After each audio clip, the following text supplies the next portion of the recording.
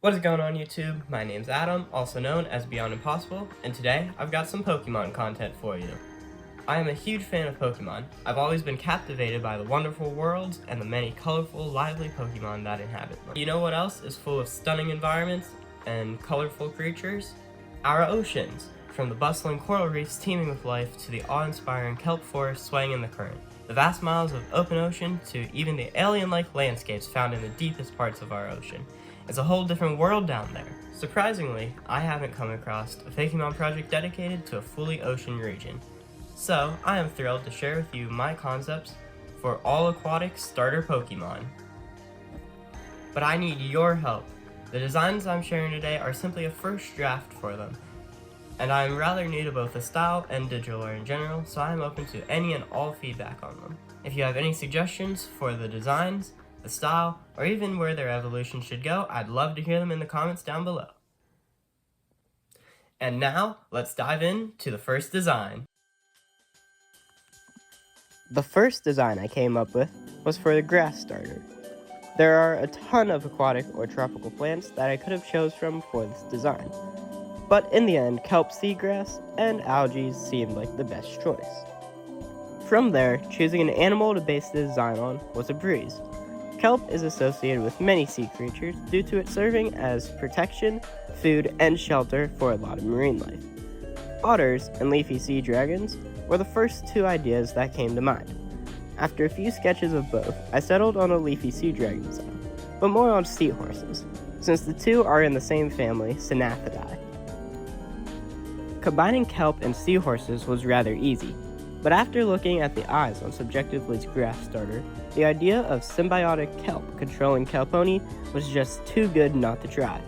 The kelp around the design's eyes is meant to look like reins used to help control Kelponi.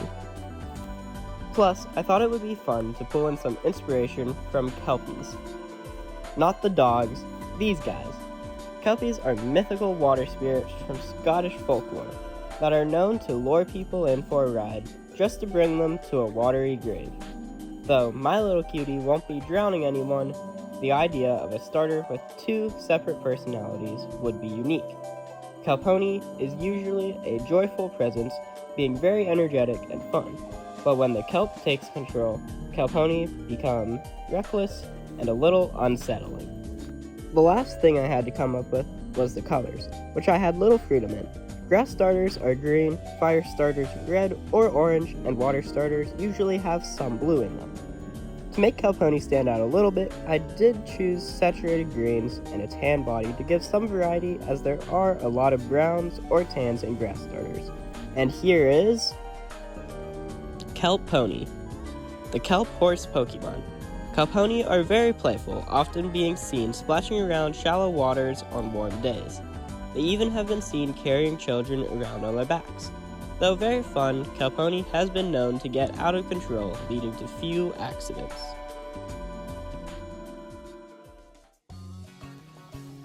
How would you go about designing fire Pokemon for an ocean-themed region? That's the exact question I had to find an answer to for the fire-type starter. Volcanoes, and specifically submarine volcanoes, was the best answer I could come up with. But after thinking on the concept, I think I came up with something rather unique. Unlike Kelponi, choosing an animal to base this design on was a massive challenge. In the real world, oceanic vents are surrounded by many cool and unique species, such as tube worms, shrimp, and crabs. Crabs and crustaceans would be cool, especially for the pun with crust, as in the Earth's crust, in which volcanoes break through. But I actually settled on the sea turtle, for multiple reasons.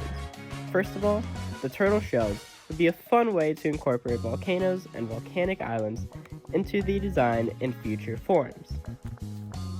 Another reason is because the volcanoes gave me the idea of popular kaijus coming from the Earth's core, like Godzilla or Leatherback. This is where the ideas for Yogapa's design come from. And just like the aforementioned kaijus, Yogapa originates from within the Earth's mantle, where they swim in the magma. And finally, making my fire type a turtle, we could have a full trio of turtle starter Pokemon.